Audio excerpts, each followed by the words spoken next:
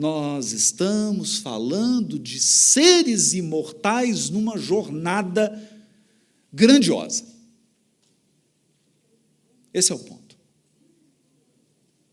Esse é o ponto. O resto é processo. Isso nós não podemos perder. Eu acho importante realçar isso. Outro ponto importante, e aqui está no livro A Gênese, capítulo 18, item 3. Nós temos um hábito, mas isso vem daquele conceito incrustado em nosso psiquismo de Deus, velhinho, rei, no trono, julgando. Não é? Nós temos um conceito de lei, e isso é muito interessante, porque lembra um tribunal. Nós temos um conceito de lei que é lei como um código. Então, a lei divina é um código. E esse código eu vou abrir e vou ler. Agora, eu queria fazer uma pergunta aqui. Quem alfabetizou Deus?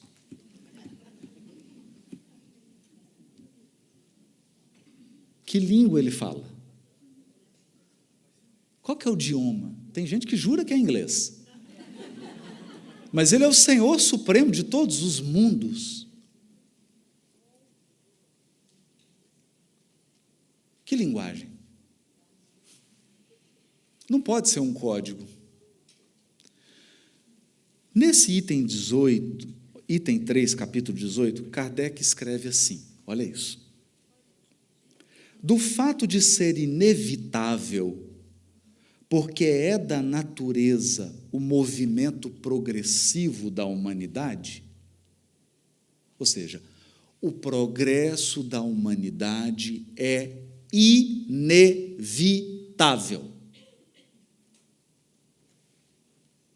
Vai entender isso? Porque, às vezes, alguns perguntam assim, nossa, será que vai progredir mesmo? A pergunta é, será que eu vou ficar? Não é se vai progredir.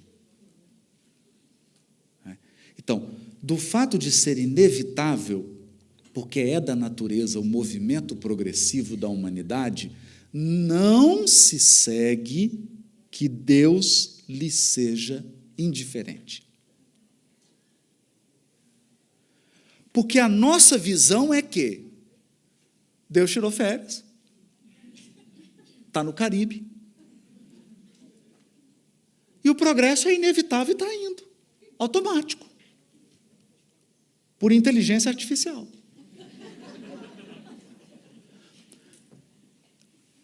Mas em cada 10 pessoas, cada 10, nós podemos fazer essa experiência, em cada 10 religiosos, inclusive espírita, se você me der a oportunidade de fazer 10 perguntas, você vai ver que a pessoa, no final, vai dizer isso.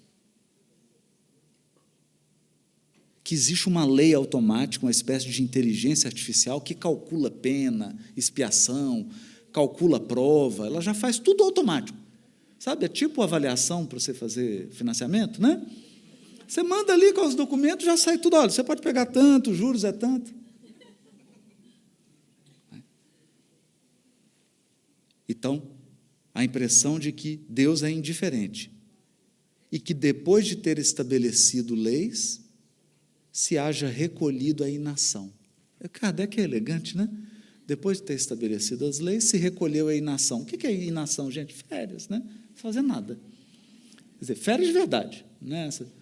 Inação é assim, criei a lei, o universo está aí, fui. O negócio vai sozinho. Deixando que as coisas caminhem por si sós. Sem dúvida, agora olha isso, é Kardec. Sem dúvida, suas leis são eternas e imutáveis. Mas porque, agora vem a explicação, mas porque a sua própria vontade é eterna e constante. E porque o seu pensamento anima sem interrupção todas as coisas. O que o Kardec está dizendo? Ele está dizendo o seguinte, que Deus está olhando para nós e está dizendo assim, a lei sou eu.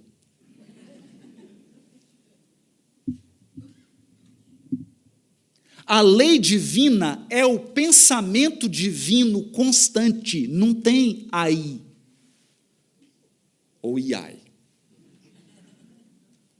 Não tem um sistema automático. É o próprio Deus pensando a cada milésimo de segundo e é a sua própria vontade que estabelece a lei. Só que tem um detalhe.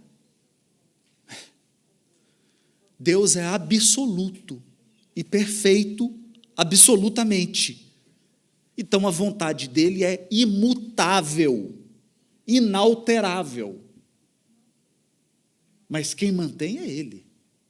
Mudou. Mudou. Você não está lidando mais com o sistema de computador. Você está lidando com o próprio Deus. Quem mantém a ordem cósmica é o próprio Deus. É isso que Kardec está dizendo. Sua própria vontade é eterna, constante, porque o seu pensamento anima sem interrupção todas as coisas. Esse pensamento que em tudo penetra é a força inteligente e permanente que mantém a harmonia em tudo. Isso é importante, gente. Isso é importante. O pensamento que penetra em tudo, qual o veículo do pensamento? Isso aí está no outro texto que eu trouxe. O outro texto de Kardec, Gênesis, capítulo 2, itens 20, 22 e 24. Kardec escreveu um capítulo só para falar sobre Deus, no livro A Gênese. E ele reservou um item nesse capítulo, que é a providência divina. E o que ele vai dizer? Ele vai falar do fluido cósmico. O veículo de transmissão do pensamento divino. Para concluir com Paulo, em Deus vivemos e existimos, como peixes no oceano. Não existe nada fora do fluido cósmico, exceto Deus. Se ele quiser, né? Se ele quiser. Porque o fluido cósmico é a emanação dele. Nós, não tem. Não tem ninguém fora do fluido cósmico. E é através do fluido cósmico que Deus manifesta o seu pensamento. E não, então, tudo está sob a coordenação do pensamento divino. Essa é a lei divina. A lei divina é o pensamento do próprio Deus, agindo incessantemente sobre a criação e mantendo a harmonia. Agora mudou. Mudou pelo seguinte: agora você está tratando com um ser infinitamente inteligente e infinitamente amoroso.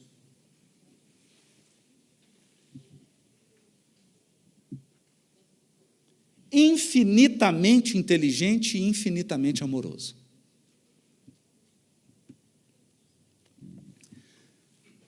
Eu vou deixar o Emmanuel dizer isso, que vai ficar mais bonito, né?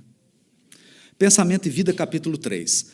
Da glória divina às balizas subatômicas, veja isso, da glória das galáxias, dos mundos celestes, até as partículas subatômicas, o universo pode ser definido como?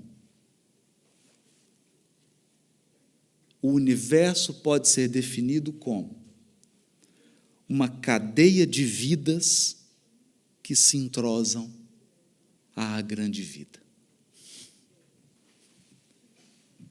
Percebeu?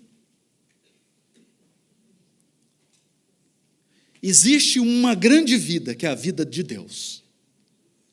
E nós somos vidas entrelaçadas nessa vida. É por isso que você muda de país, você muda de continente e encontra as mesmas pessoas. O mundo não é grande. Ele é mal distribuído. A distribuição é feita, você vai para cá, vai para lá, vai chegar no mesmo lugar, porque é uma teia da vida. Nós estamos entrosados, percebe? Então, veja, você está pensando agora na sua vida, você está pensando na transição planetária, a guerra da Rússia com a Ucrânia, você está pensando em, pensa tudo de ruim aí, né? Faz uma lista.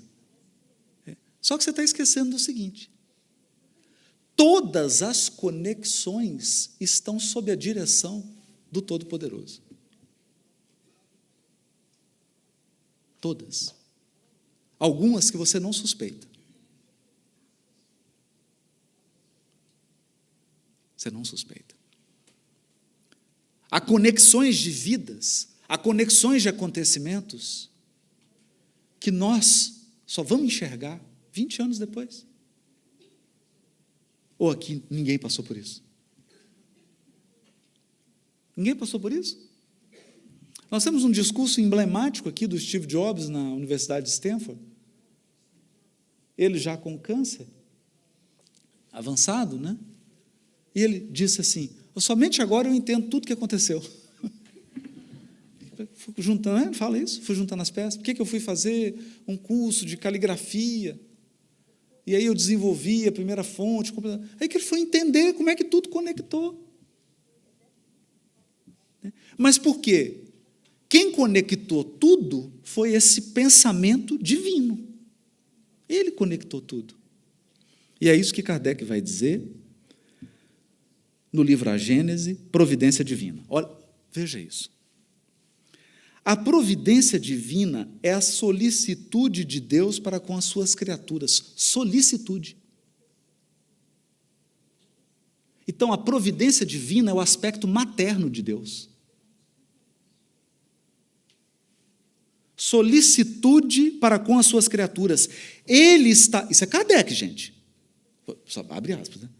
Depois falar, o Haroldo falou. Falei nada. Eu estou lendo. Ele está em toda parte, tudo vê e tudo preside, mesmo as coisas mais mínimas.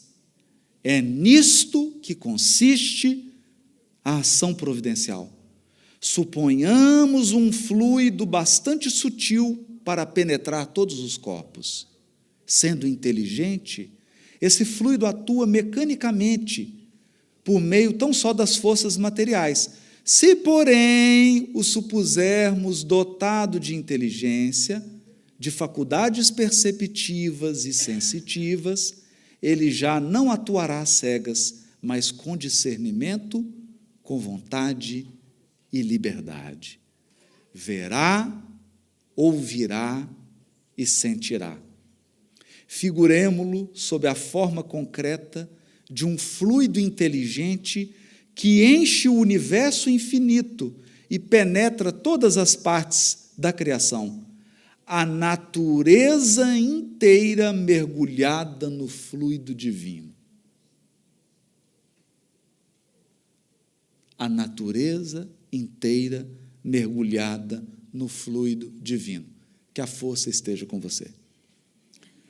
Ora, em virtude do princípio de que as partes de um todo são da mesma natureza e têm as mesmas propriedades que ele, cada átomo desse fluido, e assim nos podemos exprimir, possuindo o pensamento, isso é, os atributos essenciais da divindade, e estando o mesmo fluido em toda parte, tudo está submetido à sua ação inteligente, à sua previdência e à sua solicitude. Nenhum ser haverá, por mais ínfimo que o suponhamos, que não esteja saturado desse fluido. Achamos-nos, então, constantemente na presença da divindade. Então, para que você está olhando para cima quando você faz prece? Para quê?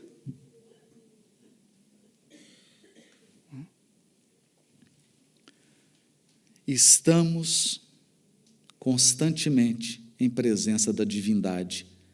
Nenhuma das nossas ações lhe podemos subtrair ao olhar.